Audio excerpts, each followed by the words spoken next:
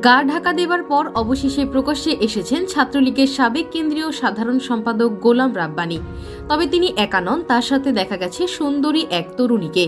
প্রশ্ন উঠেছে, কে এই তরুণী? কাকে সঙ্গে নিয়ে দেশ ছেড়ে ভারতে আশ্রয় নিয়েছেন ছাত্রলীগের সাবেক এই কেন্দ্রীয় সাধারণ সম্পাদক? গত 9 ডিসেম্বর সোমবার দ্য ওয়ার্ল্ড নিউজ সংবাদ মাধ্যমটি তাদের ইউটিউবে কলকাতায় অবস্থান করা বাংলাদেশিদের নেওয়া সাক্ষাৎকার প্রকাশ করে।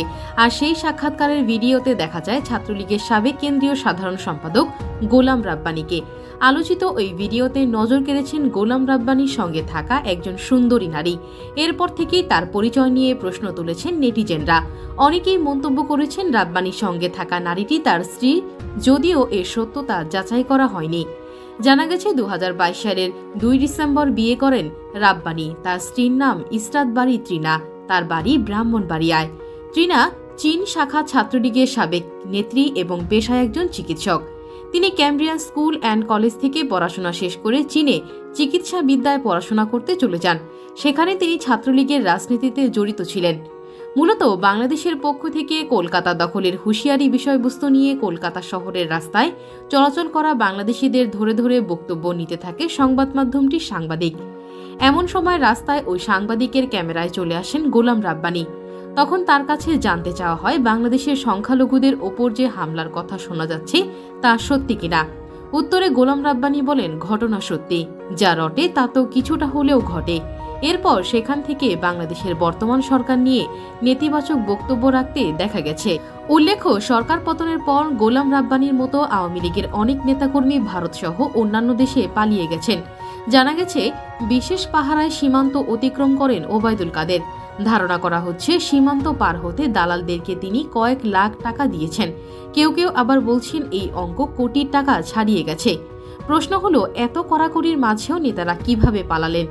ছাত্র জনতার অভ্যুত্থানে শেখ হাসিনার নেতৃত্বাধীন সরকার পতনের পর সাবেক মন্ত্রী, এমপি সহ আওয়ামী দোসরদের অনেকেই দেশ ছাড়তে মরিয়া। দালাল সিন্ডিকেটের সহায়তায় কেউ কেউ ভারতে ঢুকতে কোটি টাকাও দিয়েছেন। তবে 20 লাখের নিচে কেউ ঢুকতে পারেননি। কেউ আবার খুইয়েছেন মোটা অঙ্কের নগদ টাকা ও ডলার। কাউকে দিতে হয়েছে জীবনও। তবুও ভারতে পালানোর মিছিল থামছে না। এই সুবাদে ভারত বাংলাদেশের সীমান্তের বিভিন্ন পয়েন্টে থাকা দালালরা অবৈধ পথে লাখ লাখ টাকা আয় করার সুযোগ পাচ্ছেন।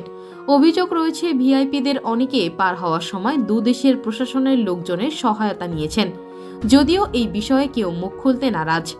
আওয়ামী দোসরদের সাজানো প্রশাসন হওয়ায় কৃতজ্ঞতা প্রকাশ করতে অনেকেই তাদের নির্বিঘ্নে দেশ ছাড়তে সব ধরনের সহায়তা দিয়েছেন এবং এখনও দিচ্ছেন।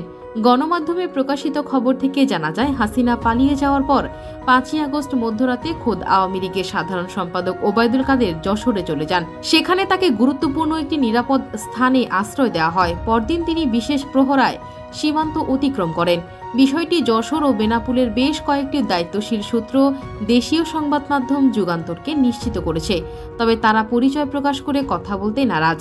জানা গেছে, সীমান্ত দিয়ে দেশ ত্যাগ করা ব্যক্তিরা যশোর, ব্রাহ্মণবাড়িয়া, কুমিল্লা, হবিগঞ্জ, সিলেট, দিনাজপুরের হিলি ও পঞ্চগড়ের বাংলাবান্ধা সীমান্ত ব্যবহার করেছেন। সীমান্ত পার হয়ে তারা ভারতের ত্রিপুরা, আগরতলা, আসাম ও মেঘালয় রাজ্যে অবস্থান নিয়েছেন। সেখান থেকে কেউ দুবাই, কেউ জার্মানি, কেউ বা যুক্তরাজ্যে পাড়ি জমিয়েছেন। তবে সীমান্তে আটকে যাওয়ার সংখ্যাও কিন্তু কম নয়।